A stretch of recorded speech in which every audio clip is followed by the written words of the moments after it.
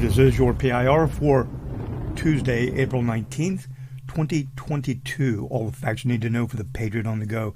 Patriots of the world, I hope you're doing well and hope you had a good evening. A lot to talk about today, so we'll get right into it. And happy Patriots Day. It was April 19th of 1775 that the Battle of Lexington and Concord happened. The shot heard around the world that happened on the bridge going into Concord, the Concord Green, and it all began. And that is when the battle for American independence really started. And it's interesting with all the energetics that are going on today. You know something interesting too? Man, I did not see this noted anywhere. I was looking on my calendar and I'm like, wait a minute. They used to mark this all the time. Patriots Day, it was called. And it was observed and remembered as the beginning of the American Revolution. And you don't really see anybody talking about it today. It's almost as if they're trying to scrub our history. It'd be interesting if you have any children. I don't know if they're in school right now. They may be on break. Do they even talk about it anymore? Do they tell them? Interesting. All right. But again, I remember that, or we remember this and commemorate that. The shot heard around the world. All right, let's get right into it. Announcements. I do have an announcement to make. Ron the inventor, right? Remember Ron and all of his cool inventions? We've done interviews with him. While he's had some disruptions of supply issues that everybody in the world has been having, but those are overcome now. And I will be interviewing him today, and he's got some exciting updates, things that are available right now, updates on stuff, and some cool things that he's working on. But it'll be very good. I'm looking forward to doing the interview. And I'll be doing that today, and then tomorrow evening, or probably in the afternoon, I will post that for everybody to check out. I'm excited because we talked a while yesterday and some really cool things he's doing. So anyway, be sure and check that out. All right, Item 1 Space Weather brought to us by Laura Walker of the OracleReport.com. Boundaries, protections, and safeguards dominate the energy today with the Sabian symbol of the sun at the last degree of Aries, a duck pond and its brood. Mercury is transforming symbolic battles of might versus light into real-life battles of the same, as it discharges 17 Taurus, a symbolic battle between swords and torches. These themes affect the macro level of the world and the micro level of our lives. We see the U.S. making its plans of protection with allies for war, and we see divine protective boundaries of nurturance and contentment enclosing us during chaotic times. Spending time outside in nature is highly recommended. It's the best way to see the link between heaven and earth and the best way to receive inspired creativity to actualize our lives. Now, I'm going to tell you right now, today's space weather blew my mind because I had set up the show before I read space weather, and there were some things going on here, and I'll be coming back to space weather here in just a moment, and you'll see why. It's going to blow your mind too. All right. Item 2, economics, currencies, cryptos, equities, precious metals. No major changes up or down, 10% or more to report. Let's take a look at gold, silver, and crude oil. They're all down. Gold's at $1,969.70. Silver, 26 and a penny. Crude oil, 105.60. All right, so those are all down. Cryptos, Bitcoin's up just a little bit, not even a percentage point, to 40,982. XRP, 76.87. And we have Litecoin at 111.39. So no major things going on there. But, I did have in the comments, and speaking of the comments, I want to thank everyone for the nice comments you gave yesterday. We have absolutely the best listeners and the smartest listeners of any other program or podcast. And I'm saying that very sincerely because I've had people tell me this, so many people who I've done interviews with over the years on all different platforms, have always said that they're like, man, who are these people who listen to you? They're like the nicest, smartest people, and I agree, so thank you. But anyway, one of my comments was, Phoenix, what about these things going on behind the scenes and being positioned? And yes, there are things going on behind the scenes. You know, there's a lot of, we talked about the historical bonds that were in the news, and the Trump administration actually met with some Chinese and some other things and other nations on these resolving of the historical bonds. Deals were made, and these things happen behind the scenes. Settlements are happening, and there are off-ledger things that are happening. That's just the reality of it. You don't hear a lot about it. It's not talked about a lot because it's not something that the average person even needs to know or would find interesting. But yes, there are things going, and if you have been positioned in such a way, it could reverberate through the economic markets and change things, especially with this black swan event we're having where the death of the U.S. dollar is happening right now. Oh, yeah. We also have another bit, so stay positive, okay? Stuff going on behind the scenes. We also had the finance minister for Russia said that he will be attending virtually the G20 finance meeting, which is tomorrow in Jakarta.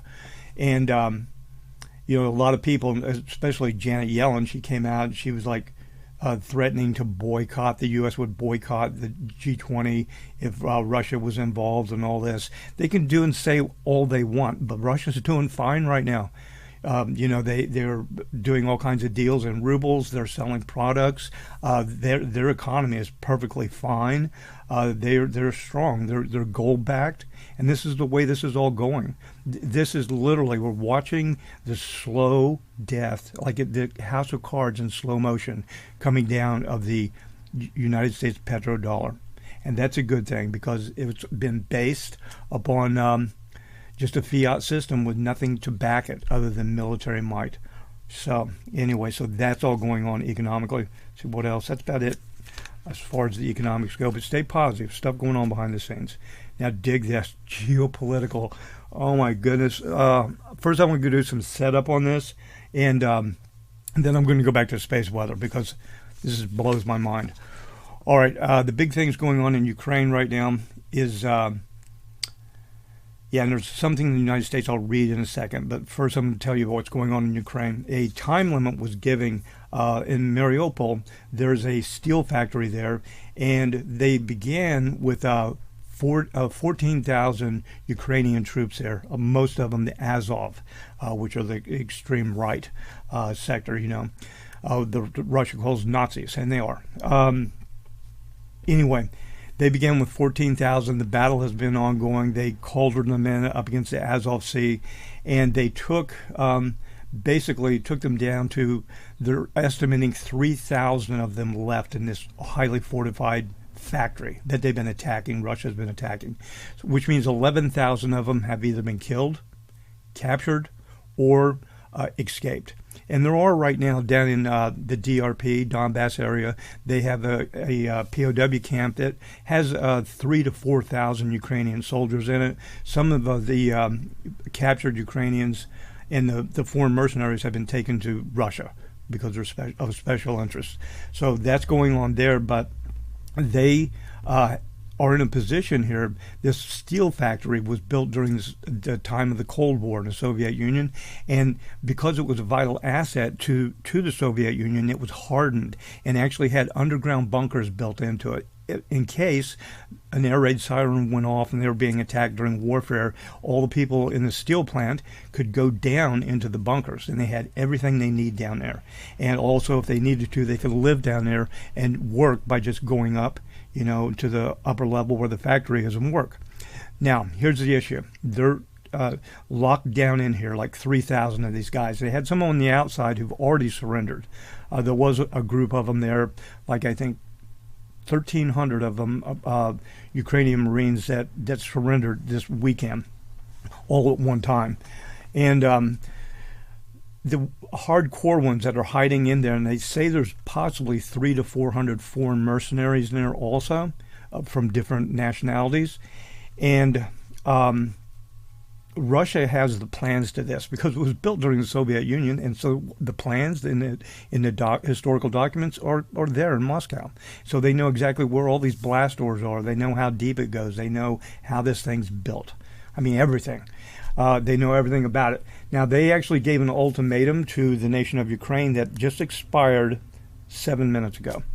At 9 a.m. Eastern Time, which was 4 p.m. Moscow time, was the end of the ultimatum. They put it out yesterday and told the nation of Ukraine they'd open up communications with them. They would do a ceasefire around this factory that they've just been hammering, the Russians have.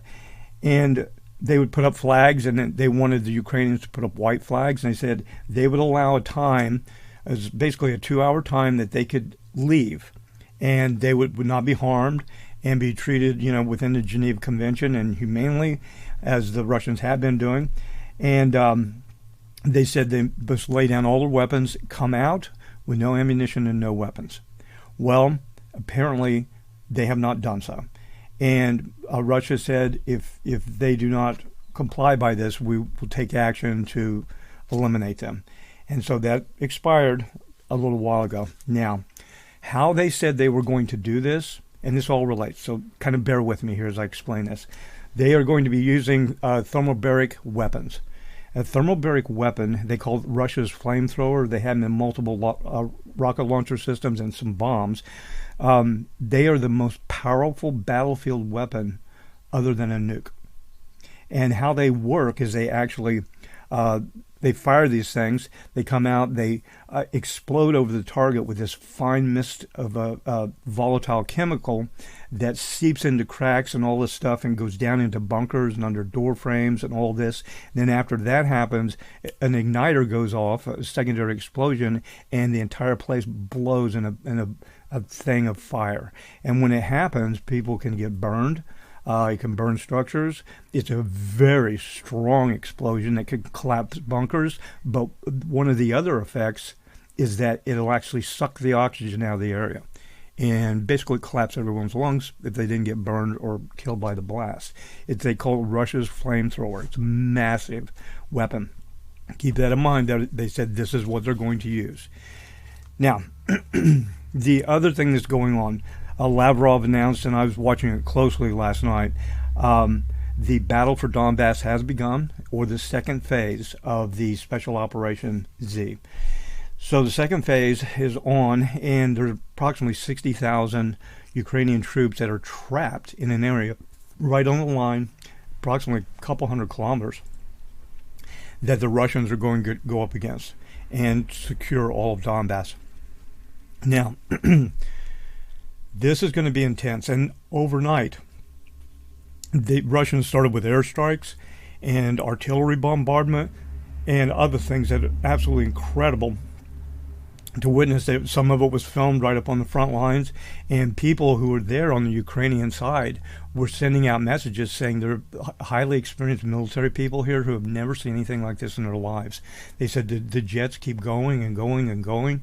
And one Ukrainian officer yesterday, and this was before the big offensive came on, he said, "We have a problem here." He said, "We're running out of fuel and ammunition and food." He said, "And the Russians are bombing us with artillery nonstop for 14 hours every day."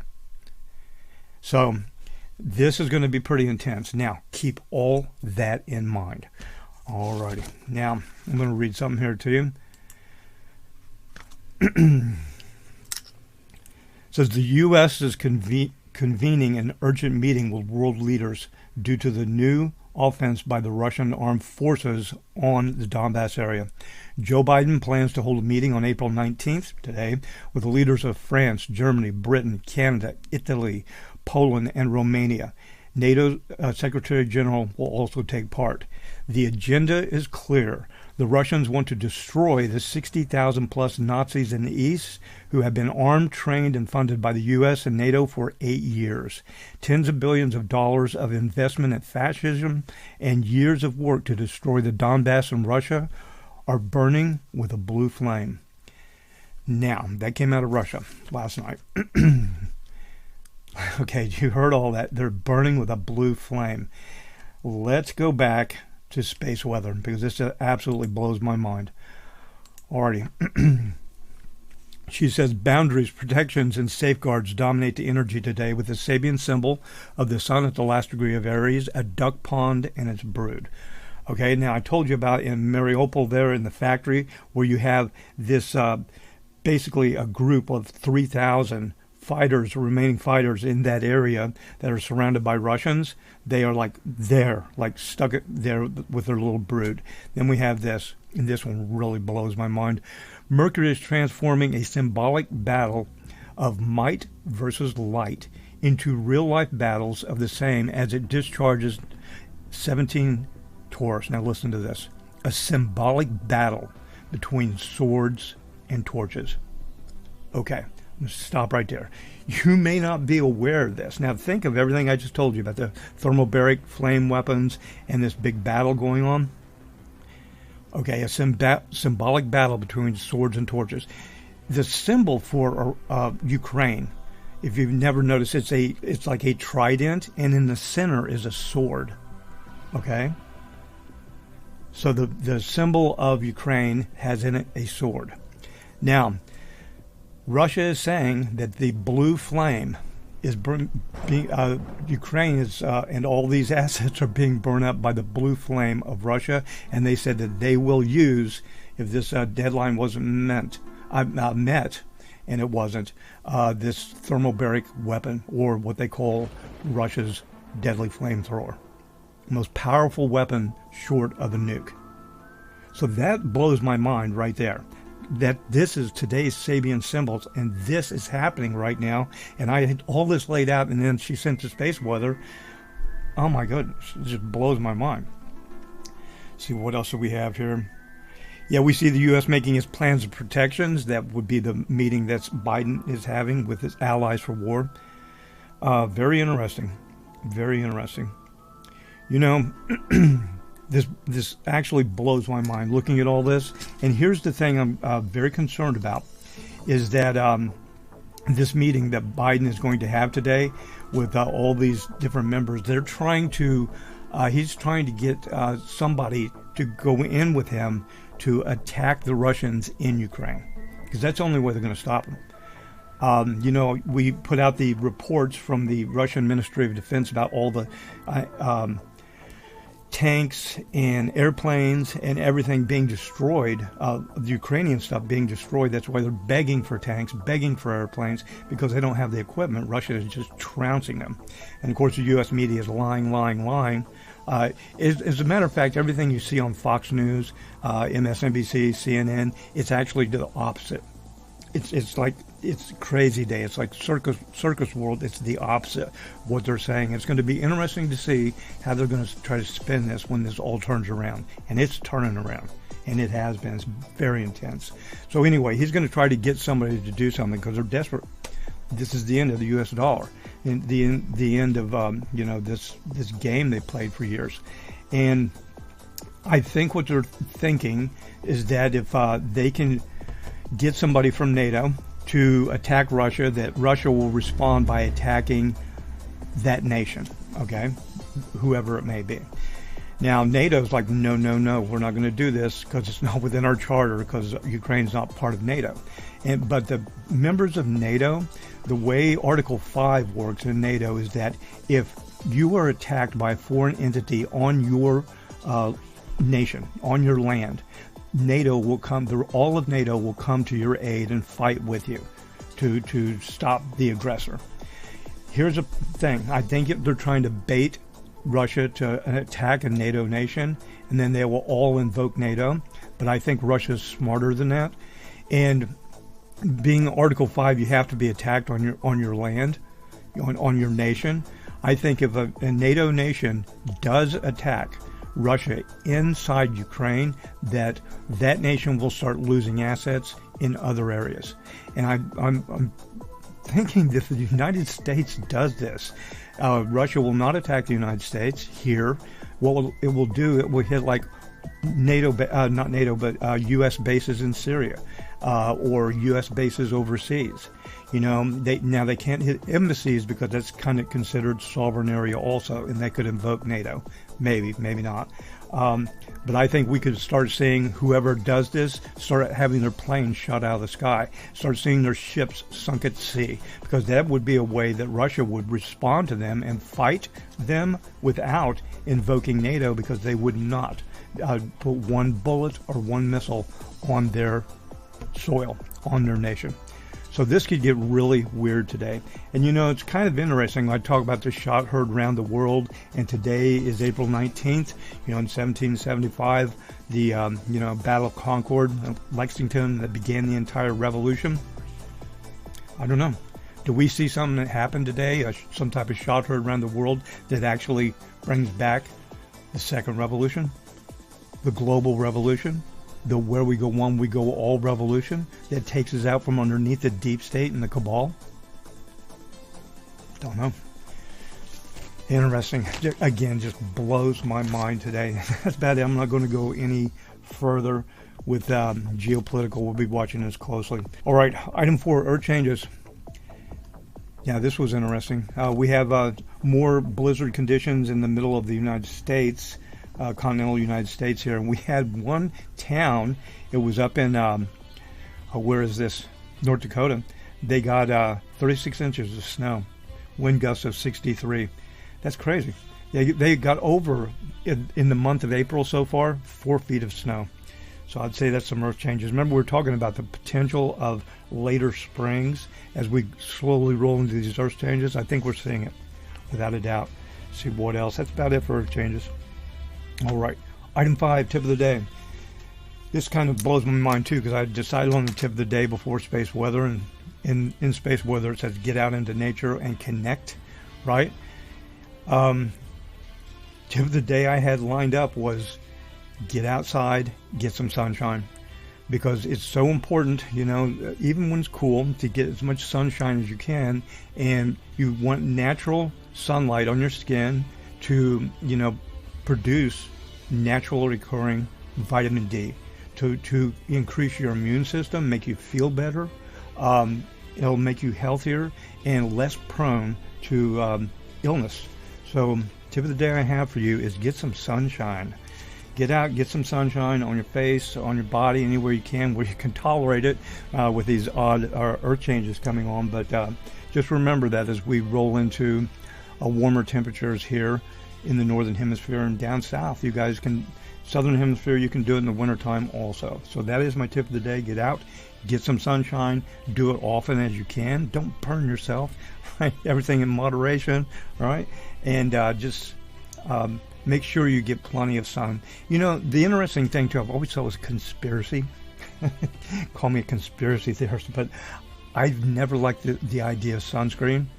I'm like, yeah, this is not good. As a matter of fact, when I first put sunscreen on my body, because someone was like, you need sunscreen? I'm like, okay. So I did. I'm like, ugh, I don't like this. Doesn't feel right.